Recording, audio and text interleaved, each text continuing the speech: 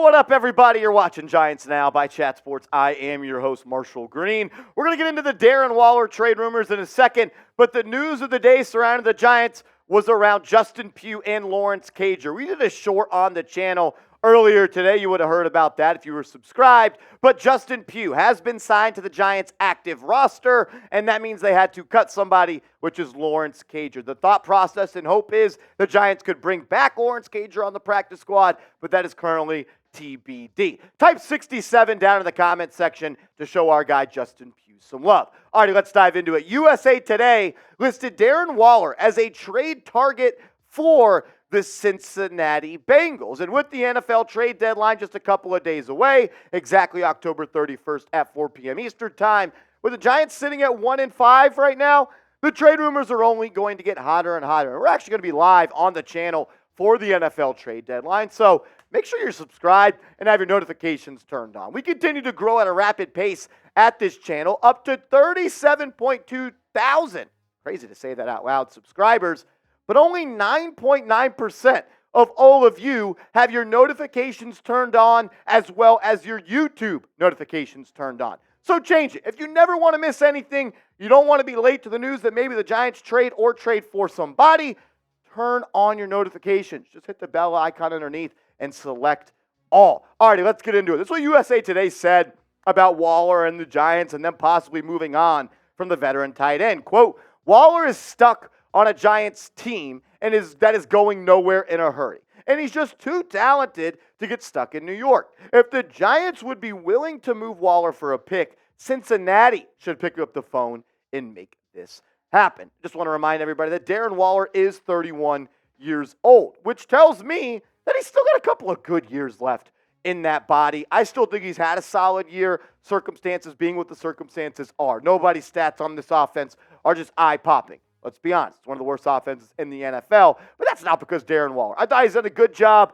Yes, he dropped a touchdown against the Dolphins, which was really just a great pass breakup by Xavier Howard, and unable to bring in the game winner against the Bills, but that would have been one of the best and maybe the best game-winning catch of all time, and we all know the dude was absolutely being held. And the reason I say this is because this was never a one-year thing for Giants and Darren Waller. How do I know that? Because the Giants could have moved on from Darren Waller after this year with no dead money being associated with it, but they restructured his contract to where they pushed some of the money into the future, which tells me he is going to be on this team for a couple of years. And that's why he traded third-round pick for a guy like Waller, who's just 31 years old. They want him to be a key piece in this team, on this team moving forward. I don't think the Giants are going to move on from him. But USA Today thinks the Bengals are starting to find the rhythm on offense with quarterback Joe Burrow, who's getting healthy, and they need some added offensive help to really capitalize on this newfound momentum. USA Today also thinks that the Giants could net a mid-round pick for Waller, which I bet that makes some sense. I bet that checks out, considering the Giants ended up trading a conditional late third-round pick for Waller. If I'm trading Waller, I'm doing it for only a third-round pick. I want to get back what I lost in the trade. At the end of the day, I'm probably not going to do it. And I'll tell you why in a second, but I want to hear from you. Should the Giants trade Darren Waller? They're 1-5, and they could be 1-6 after this Sunday. Type T for trade, type K for keep. You do not trade Darren Waller. There is no way, no how that anyone can convince me that the Giants should trade him. And it's not because I think Darren Waller is this elite player. But I do think he's a guy that if the Giants are going to get back on track this year, it's going to start with number 12. The numbers aren't sexy. We know that. 28 grabs, 280 yards, 10 yards per catch, does not have a touchdown. But some of the biggest plays the Giants have made this year have come through targeting Darren Waller. And let's be honest, with the state of this Giants offense, they cannot afford to move on from any weapons. And Waller is probably the top weapon on this team outside of Saquon Barkley. I still would like to see this team, the season may be done. They may be 1-5, maybe the season is over and the playoffs are out of reach. But I'd like to see a healthy Giants offense of Waller, Barkley, Jones, and Andrew Thomas, because we've only really seen that for one drive, because that's when Andrew Thomas pretty much tore his hamstring chasing down a blocked kick. We legit haven't seen a healthy Giants offense for more than one drive this season, and I would like to see that. Coming up next, I'm going to tell you two players the Giants should trade. I don't think they should trade Waller. I don't think they will trade Darren Waller. I'm sure there will be calls about, maybe they want other teams want to trade for him. I don't think they will do it, but these two guys, I think they may be on their way out, especially if the Giants fall to Washington this week. We'll talk about them in a second, but first, I got to tell you guys about our proud sponsor, one of my favorite sponsors, Marine Layer. Go to marinelayer.com/chatsports15 and use the promo code chatsports15, and you're going to save 15% off your first order. It's official. I found the softest tees and hoodies of all time. So soft, it's absurd. All thanks to San Francisco-based brand Marine Layer. What I love about them is how their t-shirts and hoodies stay so soft no matter how many times you wash them. It's time to invest in a wardrobe that will actually last. For a limited time, Giants Now listeners get an exclusive 15% off when you go to marinelayer.com/chatsports15 and use that promo code chatsports15. You can get this sick hoodie just like me by going to this link right here, marinelayer.com/chatsports15, and you can save 15% off by using code chatsports15. I'm a big fan of this hoodie. It's thin enough to where if you want to wear it outside, maybe in the afternoon when it's a little bit hot, you're going to feel cool. And it's also thick enough to keep you warm in the mornings or in the afternoons. Get hooked up with them, marinelayer.com/chatsports15. Remember, promo code chatsports15 to get 15% off. I'll put that link to where it's clickable in the comments and description of today's show. All right, the two players that I think the Giants should move on from. Let's be honest, they're 1-5, and barring a historic comeback and a historic run, which, let's be honest, I'm not going to say is impossible, considering you get to play Washington twice, get to play the Packers, get to play the Saints, get to play the Patriots.